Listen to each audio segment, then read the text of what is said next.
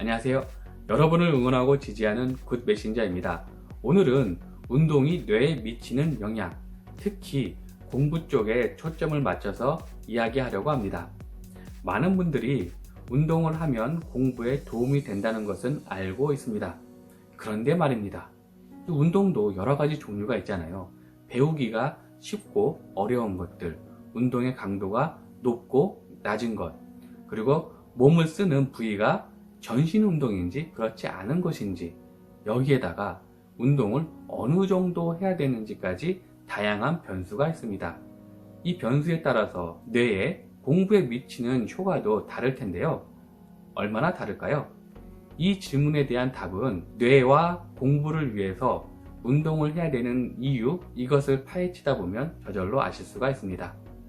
신체의 건강뿐만 아니라 이 공부, 뇌를 위해서 운동을 해야 되는 이유는 크게 세 가지가 있는데요. 첫 번째는 운동을 하게 되면 뇌에서 신경세포를 만드는 활성화 역할, 그 기본 토대가 되기 때문입니다. 이를 뒷받칠 만한 실험 하나를 소개하겠습니다.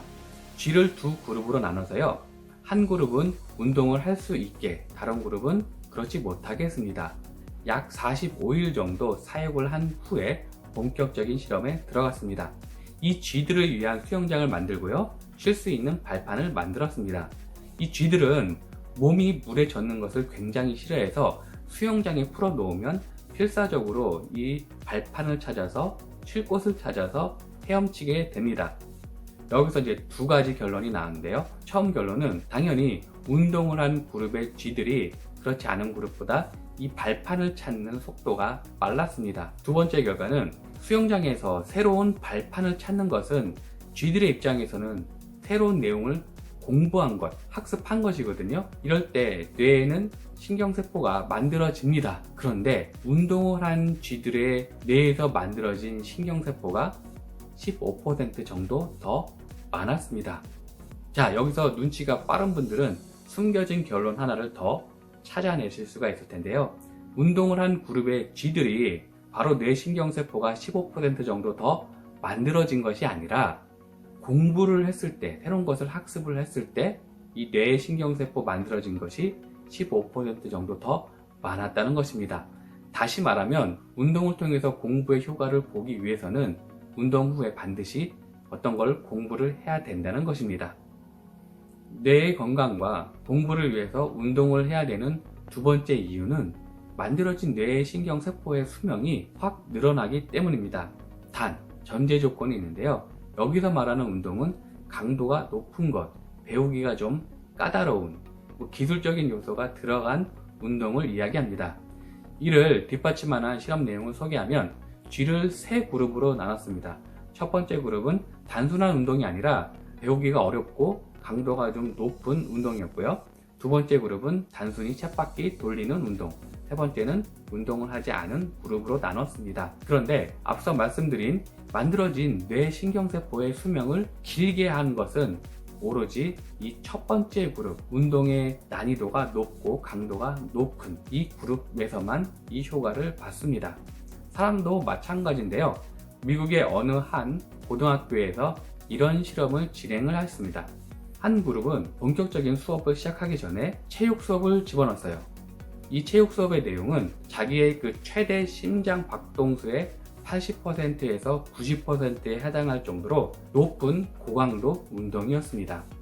이렇게 고강도 운동을 한 그룹과 그렇지 않은 학생들의 그룹의 성적 향상도를 비교를 했는데요. 고강도 운동을 한 학생들의 이 성적 향상도는 17% 올라갔고요.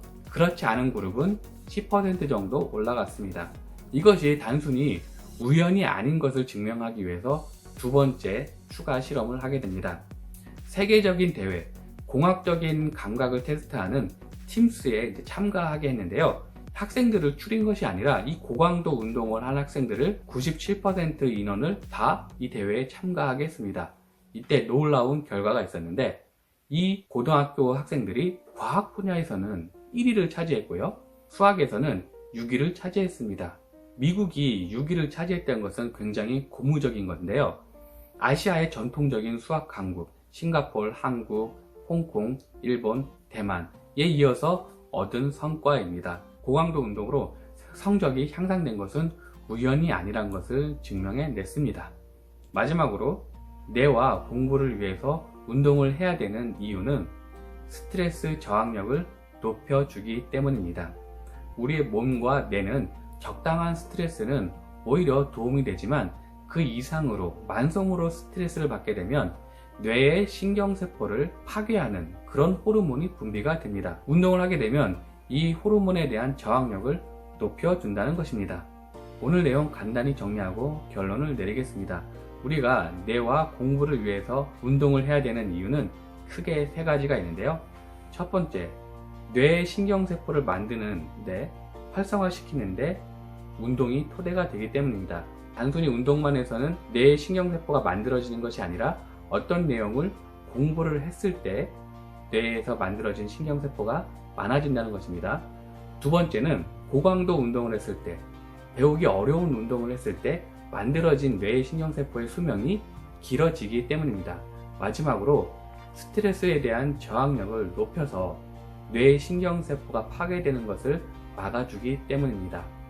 자, 그러면 운동은 어느 정도를 해야 될까요? 연구 결과에 따르면 최소 20분 이상 하는 것이 좋습니다. 그리고 가능하면 전신 운동을 할 수 있는 것, 난이도가 좀 있는 운동이 좋고요. 매일 꾸준히 하시는 것이 좋습니다. 자, 추천하는 운동 중에는 어른의 경우는 에어로빅, 전신 운동이잖아요. 이런 거 괜찮고요.